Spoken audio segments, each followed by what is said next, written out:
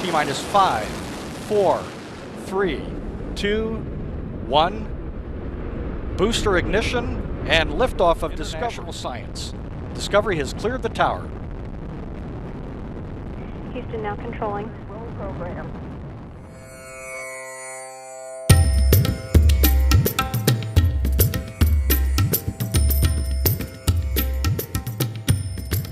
Namaste friends. Today our topic is related with gravitation and their numericals. ये numericals पढ़ने के लिए आपको सबसे पहले आपके पहले जो कंसेप्ट जो है ग्रेविटेशन की कंसेप्ट आपको मालूम चाहिए, लॉज ऑफ ग्रेविटेशन मालूम चाहिए. ये जब तक आपको मालूम रहेंगे नहीं, ये आगे के कोई भी प्रॉब्लम आपको आएंगे नहीं. So for solving the numericals it is necessary to have a complete knowledge of laws of gravitation, universal gravitation and the various definitions related with forces. Now we will take the numericals. For that we are on the copy now. Namaste friends. Today we are taking numericals on gravitation. Here the first numerical. The time taken by the earth to complete the one revolution around the sun is given. It is a 3.156 into 10 to the power 6 जो है अर्थ है ये. And this earth is revolving around the sun. sun जो है ये sun है हमारा, इसके अराउंड में ये क्या है और जो है क्या रिवॉल्व होते जा रही है. That we know it.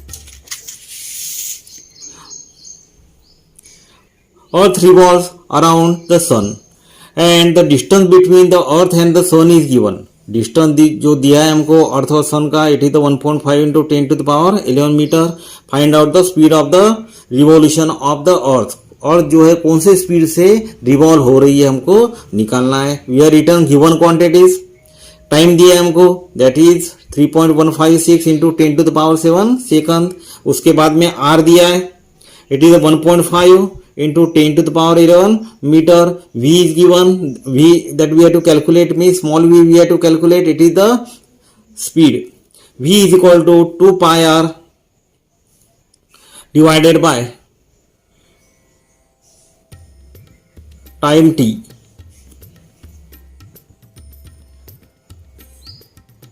So speed is equal to distance upon time.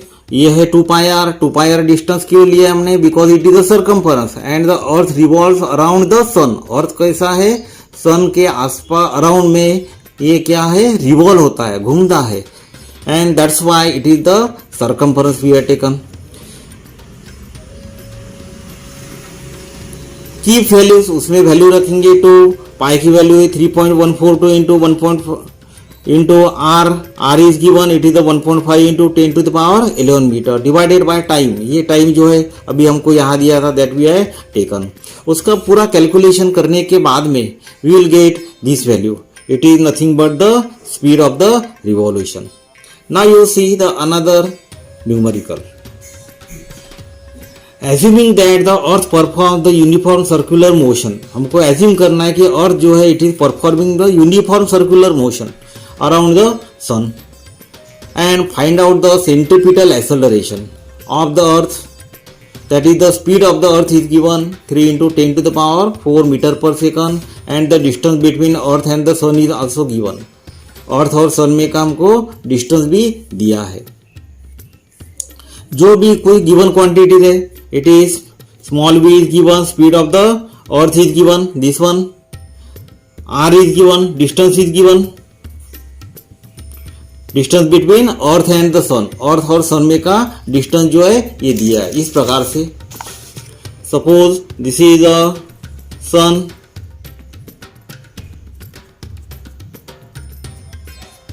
And this is the earth.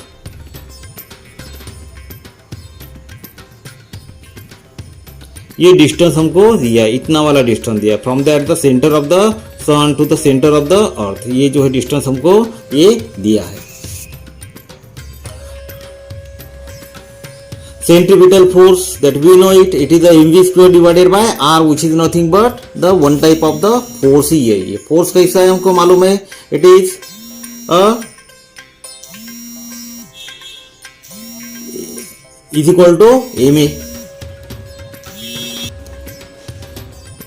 M V square divided by R is equal to M A. Centripetal force का हमारे पास में formula है M V square divided by R, और ये force कैसा रहता है, it is equal to the F is equal to M A, means is equal to M ए।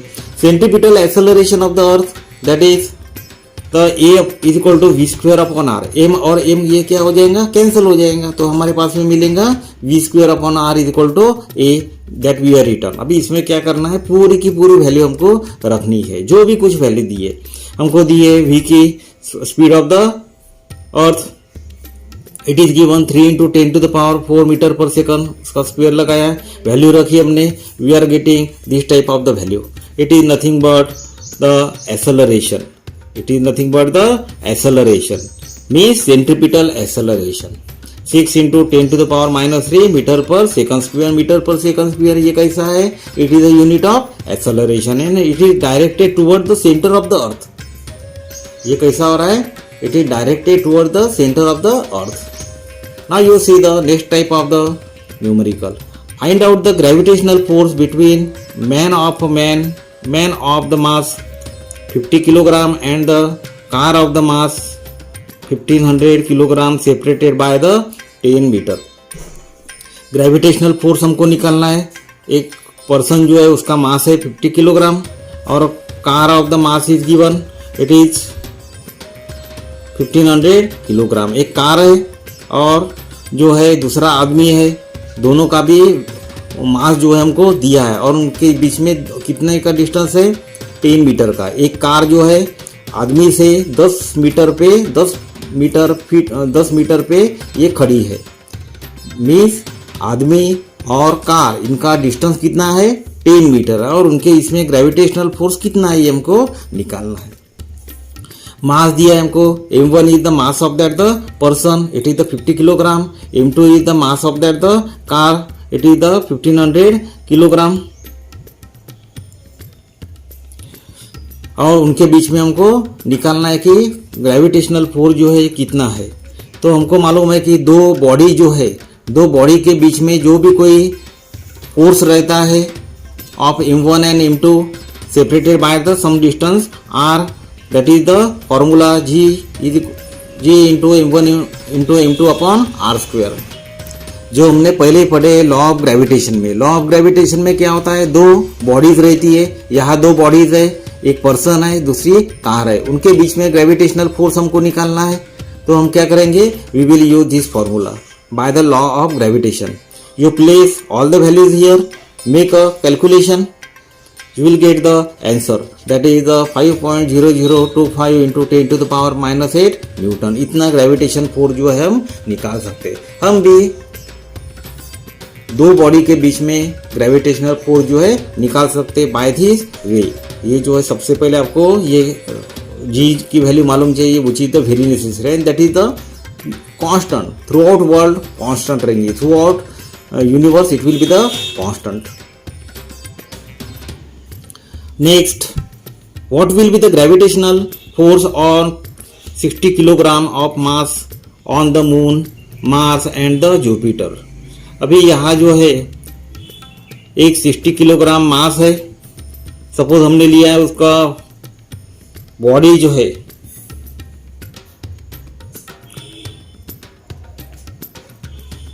कौन सी भी बॉडी है, suppose the person is there whose mass is given 60 kilogram, और उसका मास जो है हमको मून पे कितना रहेगा, मार्स पे कितना रहेगा, ग्रेविटेशनल फोर्स निकालना है हमको। ग्रेविटेशनल फोर्स निकालना है किस पर, मून पे कितना रहेगा, मार्स पे कितना रहेगा, जुपिटर पे कितना रहेगा। एक आदमी जो है उसका मास दिया है उन्होंने 60 किलोग्राम, और ये यदि मून पे जाता है, मार्स पे जाता है और जुपिटर पे जाता है, तो उसके ऊपर में ग्रेविटेशनल फोर्स कितना रहेगा ये हमको निकालना है। और ये ग्रेविटेशनल फोर्स सेम रहेगा क्या, ये भी हमको बताना है। Mass of the moon is given, ये radius of the moon is given, this one, mass of the Mars is given, this one, radius of the Mars is given, this one, mass of the Jupiter is given, this, radius of the Jupiter is given, and the universal gravitational constant is given, that is the always same. Now you see solution. Question number 1. Suppose the mass of the person is 60 kilogram और दूसरा जो है m2 जो है लिया हमने, कैसा लिया है, it is of a moon, mass of the moon. ये क्या है, it is the mass of the moon. उसके बाद में रेडियस दिए उन्होंने, radius of moon is given this one and the gravitational force that we have to calculate.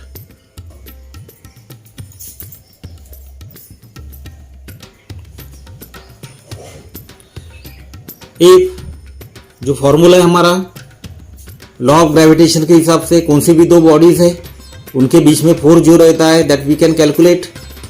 और ये बॉडी कैसी है, उनका जो डिस्टेंस जो दिया है this one. Now F is equal to G into m1 upon m1 into m2 divided by are square. यहाँ जो दिया है, जो keep the value gravitational constant 6.67 into 10 to the power -11 newton metre square पर kilogram square. उसके बाद में m1 कैसा है, ये मास of the person.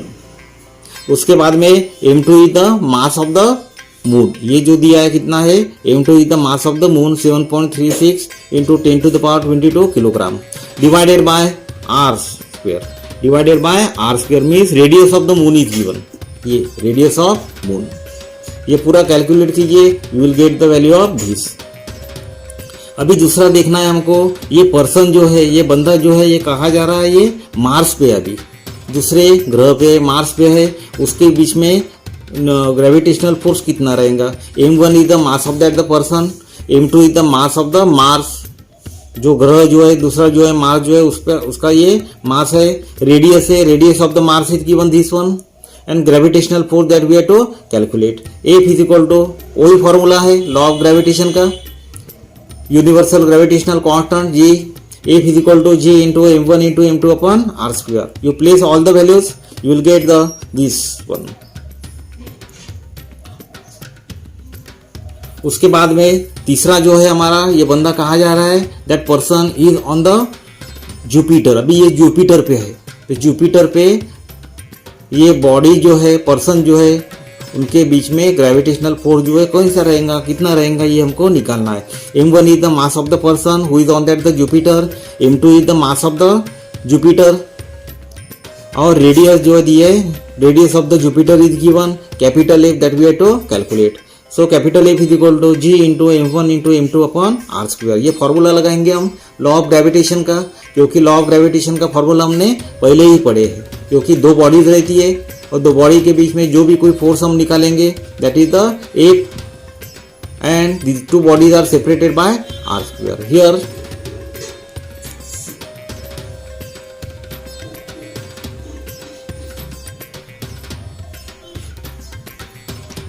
so you keep all these values, you will get the answer. Jupiter पे ग्रेविटेशनल फोर्स कितना रहेगा, it will be the 1487 newton. Forces on man are not same. जो भी कोई बंदा है उसके ऊपर में जो भी कोई फोर्सेस जो लग रहे हैं अलग अलग ग्रहों पे, ये क्या रहेगा, ये that will not be a same. क्यों, because m upon r square is not same. m upon r square जो है ये क्या सेम नहीं है। Now you see the last question which is also the very important. Find the magnitude of the acceleration due to gravity at the surface of the earth. ये दिया है उन्होंने, m की वैल्यू दी है 6 into 10 to the power 24 kilogram, r is given this one, mass दिया है उन्होंने, रेडियस दी है, r इज दिया, r value of r is given, and we know that small g is equal to capital G upon capital G into m upon r square. g is the acceleration due to gravity. You place all the values, you after calculation you will get the answer. In this way we are taking the various types of the numericals and which are the very important. ये numerical कैसे बहुत ही important है। If you know the technique of it, then it will be easy for you to solve any numerical. इसके लिए आपको क्या फॉर्मूले जो है मालूम होना जरूरी है। If you have any type of the problem, you can ask me in a comment box. I will try to give your answer. Thank you very much.